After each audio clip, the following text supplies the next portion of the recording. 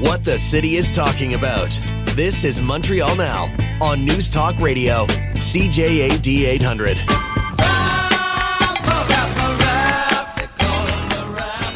That is James Mennie. He is over at the Montreal Gazette. So, Jim, I want to talk about what happened on the weekend, but it was the question I came in with today. So if it's okay with you, we'll kind of come to that after we talk about PSPP. We good with that? Oh, it's your show, Aaron. You can just go ahead and do whatever the heck you want. Welcome back, by the way. Thank you. Well, there is that, isn't there? Yeah.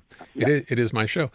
So, Jim, it seems to me this was in the news a few weeks back when Paul Saint-Pierre Plamondon was introducing or talking about, the PQ budget in the first year. And the question came up about separation. I think the last Leger poll we talked about showed separation or support for it in that 36-37% range, where it has been literally for decades. Why does he think that's about to change? Well, you listen, that was a question he was asked on Tout le monde en parle this past weekend.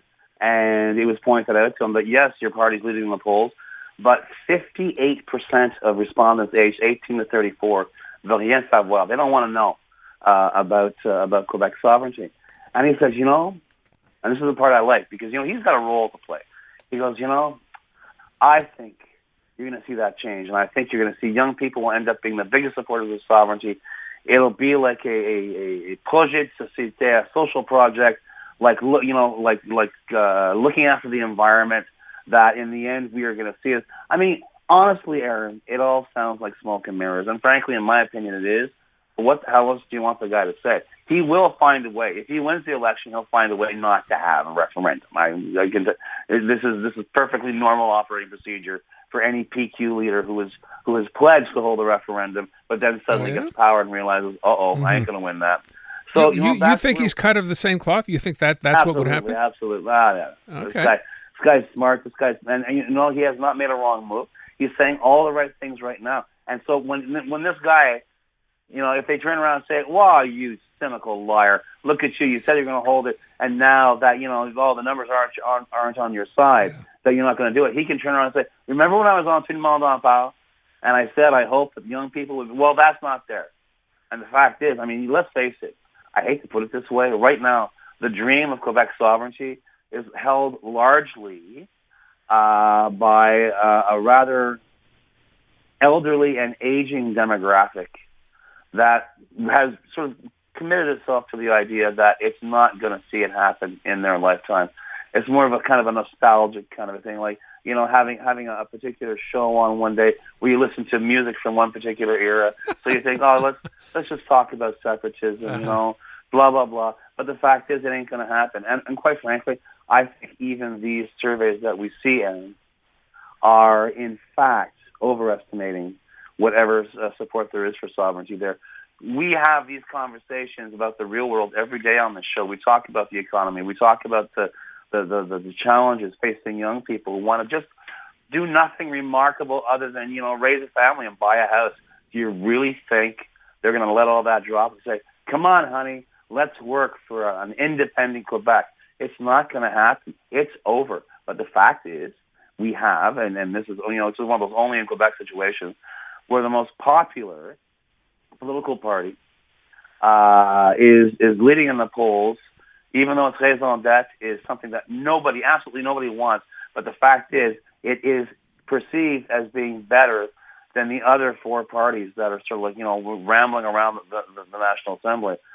I think that, more than anything, not only tells you about the state of sovereignty in Quebec, but also the state of politics here in 2024. You don't think someone like a PSPP could sell them that pot at the end of the rainbow and say, "Look how great," because he does that every time we talk about how wonderful things are going to be here once we're separated. And I appreciate that leaders, PQ leaders have done that in the past. He seems particularly fond of that. Well, he sticks to the script, and he wouldn't be the first one. This is the thing, Aaron. You got to be true to your school, and you got to turn around and say, "Listen, j'ai fait mon mieux. I did my best for the cause." The fact is, numbers don't lie. We don't have the support. I've tried my best every single chance I've had. I've suggested that this could be turned around. It has not happened. And so, I'm sorry, folks. We'll just have to, find, some new mutant version of Quebec separation. Oh, I don't know. Maybe we'll call it Sovereignty Association, or who knows. but we've been there before. It's not that we've just been on this ride before. This ride is falling apart. It's sounding increasingly rickety with every passing year. And it's going to be interesting to see whether or not, and yes, I'm making a fearless prediction here, Aaron, whether or not Paul Saint-Pierre Plamondon will be the last leader of the Parti Québécois. All right, let's move on from that and talk about what happened over the weekend, that anti-NATO protest, the fact that, again, I don't know, here we go, pro-Palestinian demonstration, cars torched, windows broke, the same thing over and over again. And when I first brought this up this afternoon, Jim, I asked the question because I thought David Frum had written a really interesting post on this, saying basically, it's kind of like rinse, lather, repeat, where nothing happens at the end of the day here. A couple of mumbly words from politicians. So what's going on, and where do you lay the blame here? Except something happened this past weekend, Aaron, which is why I want to talk to you about this. I was following this like everyone else on the weekend. And then there's it's terrible what happened. Look at this. And I'm looking at the video. And I've only seen scenes like this maybe 150, 300 times. The Black Bloc, the Clack, they've been around when these so-called pro-Palestinian protesters were still in elementary school. They've been smashing up the city for decades. Here's the thing. There seems to have been an absolute level of shock when people saw how insouciant these anti-Semitic vandals were, how much they were taking their time, how absolutely calmly they were running around smashing stuff, the smoke batons, the whole 9 yards. And, because you see it before, and even the Black Bloc, they're not stupid. They knew they'd be targeted by the cops. They were always looking around them, making sure they weren't about to be jumped. None of that was there. This was a nice, calm, peaceful evening of smashing whatever got in your face. But the next day, Aaron, and this, I swear to God, 4 decades in this biz, I have never seen a Quebec premier issue a sicker burn to a mayor of Montreal and her police chief than Francois Legault when at 3:25 p.m. on November 23rd writes, I have asked the Minister of Public Security that police arrest violent people and that the Montreal Police Department get help from the SQ if it needs it.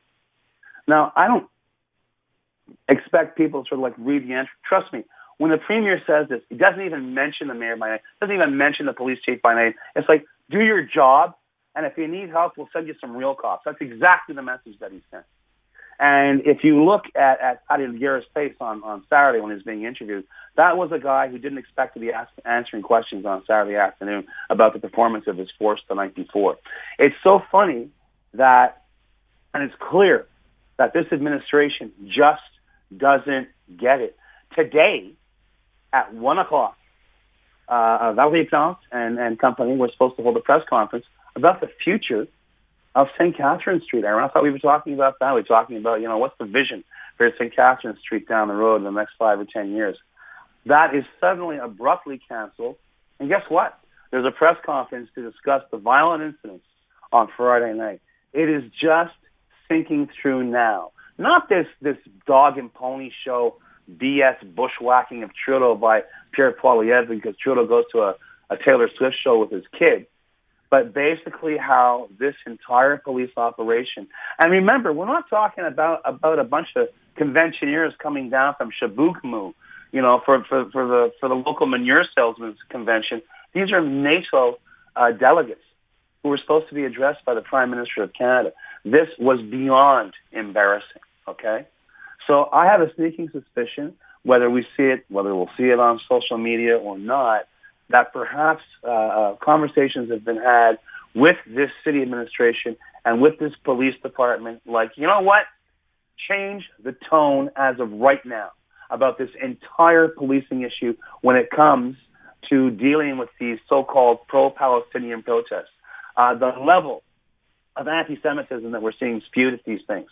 The video that everyone saw, of course, this weekend, what quite apart from the fact that it was, just obscene what this person was saying, the thing that struck me was how sure of yourself do you have to be that you actually do that? You put your face in the middle of that video, threaten people with a final solution, and then walk away like it's a nice Friday afternoon. There's a real problem with this picture. I think you may see it corrected in the near future. But all that said, there's going to be I think Montreal perhaps reminded City Hall and its police department, and maybe the police department already knew, it isn't 2012 anymore. We don't have the patience for Maple Spring. We don't have the patience for demos every night and marches every night.